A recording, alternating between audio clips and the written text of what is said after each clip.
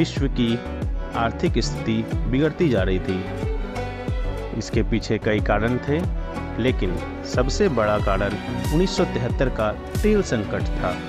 यह संकट तब शुरू हुआ जब अरब देशों ने तेल प्रतिबंध लगा दिया। सातों देश अपने समय के सबसे विकसित देशों में से 98 में रूस को भी इस समूह में शामिल कर लिया गया। G7, G8 बन गया। करेंसी की वैल्यू तेजी से गिरने लगी, बेरोजगारी बढ़ने लगी और दंगे भी देखने को मिले। यदि एक देश समस्याएं होती थी तो इसका प्रभाव दूसरे देशों पर भी पड़ता था। बैठक के दौरान G20 समूह की स्थापना की गई। इसीलिए G20 नेताओं का पहला आधिकारिक सम्मेलन 2008 में आयोजित किया गया था। यह पहला शिखर सम्मेलन अमेरिका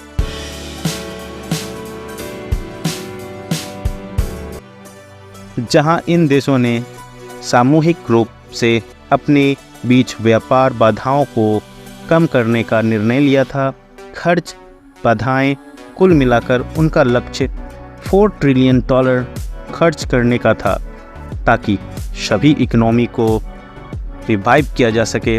कुल मिलाकर G20 देश सामूहिक रूप से GDP में 85% का योगदान करते हैं और दुनिया की 2 या 3 से ज़्यादा पॉपुलेशन इन्हीं देशों में रहती है। 2008 से G20 सम्मेलन हर साल आयोजित किया जाता रहा है और यह हर साल एक अलग देश में होता है। इन G20 बैठकों का एजेंडा तय करने और यह सुनिश्चित करने के लिए कि यह सुचारू रूप से काम कर रहा है, ट्रोइका सिस्टम का उपयोग किया जाता है। ट्रोइका सिस्टम के तहत 3 देश मिलकर काम करते हैं। वर्तमान G20 अध्यक्ष, पिछले वर्ष G20 अध्यक्ष और अगले वर्ष के G20 अध्यक्ष। पिछले वर्ष G20 शिखर सम्मेलन इंडोनेशिया में आयोजित हुआ था। इस साल यह भारत में होगा और 2024 में यह ब्राज़ील में आयोजित किया जाएगा। तो इंडोनेशिया, भारत और ब्राज़ील वर्तमान ट्रोइका देश हैं। G20 के 20 सदस्यों में से प्रत्येक वर्ष एक सदस्य राष्ट्रपति बनता है। मीडिया चाहेगा कि आप यह विश्वास करें कि यह सरकार की बहुत बड़ी उपलब्धि है कि इस वर्ष G20 शिखर सम्मेलन भारत में हो रहा है, लेकिन यह प्रक्रिया का हिस्सा है। इस वर्ष नहीं तो किसी अन्य वर्ष G20 शिखर सम्मेलन भारत में होना ही था।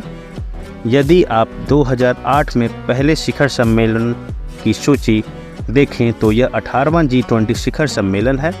अमेरिका एकमात्र ऐसा देश है जहां इस शिखर सम्मेलन की 2 बार होस्ट की गई है, 2008 और 2009 में। इसके पीछे वजह ये हो सकती है कि 2008 का वित्तीय संकट अमेरिका से शुरू हुआ था, लेकिन उसके बाद हर देश ने करवट ली।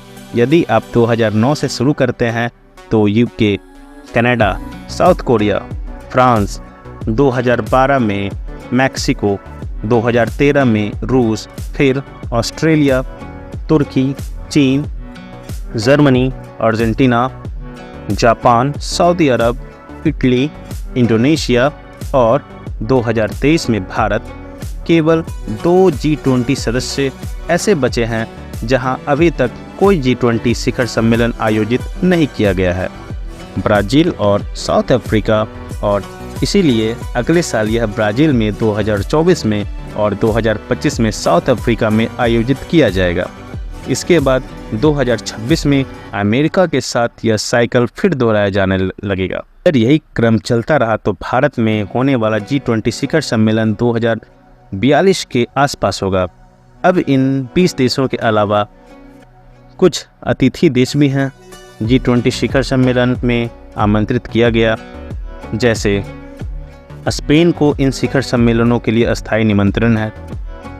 इसके अलावा मेजबान देश दूसरे देशों को भी आमंत्रित कर सकते हैं। इसीलिए इस साल भारत ने 9 और देशों को आमंत्रित किया है। Mauritius, Netherlands, Nigeria, Singapore, Spain, संयुक्त अरब अमीरात, बांग्लादेश, मिस्र और ओमान। यह ध्यान रखना दिलचस्प है कि हालांकि G20 का मुख्य उद्देश्य अंतर्राष्ट्रीय वित्तीय स्थिरता को बढ़ावा देना है, लेकिन पिछले कुछ वर्षों में इसने कई अन्य प्रमुख मुद्दों को संबोधित करना शुरू कर दिया है, जैसे जलवायु परिवर्तन से लड़ना। लेकिन अन्य मुद्दों को संबोधित करने में समस्या यह है कि इन 20 देशों की अपनी विदेश नीतियाँ, प्राथमिकताएं और एजेंडाज हैं, और इन 20 देशों को किसी भी मुद्दे पर एकमत कराना बहुत मुश्किल है। यही वजह है कि चीन के राष्ट्रपति शी जिनपिंग नई दिल्ली में होने वाली मुख्य बैठक में शामिल नहीं होंगे। इसके अलावा रूस के राष्ट्रपति पुतिन भी दिल्ली में होने वाली मुख्य बैठक में शामिल नहीं होंगे, क्योंकि रूस द्वारा यूक्रेन पर आक्रमण करने के बाद से उनके खिलाफ गिरफ्तारी वारंट जारी है। इससे आपको पता चलता है कि बैठकों में लिए गए फैसले व्यक्तिगत नेताओं पर कितने निर्भर होते हैं। डोनाल्ड ट्रंप ने 2016 पर के प्रसिद्ध पेरिस जलवायु समझौते हस्ताक्षर नहीं किए, जो बिडेन के राष्ट्रपति बनने के बाद ही इस पर हस्ताक्षर किए गए। तो इससे पता चलता है कि जलवायु परिवर्तन जैसे गंभीर मुद्दे पर भी इन 20 देशों के बीच सहमति बनना आसान नहीं है। इस साल के G20 में भारत ने वसुधैव कुटुंबकम की थीम रखी है और ग्रीन डेवलपमेंट और सतत विकास लक्ष्य जैसे विषयों को महत्व दिया है। इसके साथ ही डिजिटल सार्वजनिक बुनियादी ढांचे और वुमेन लीड डेवलपमेंट पर भी ध्यान केंद्रित किया गया।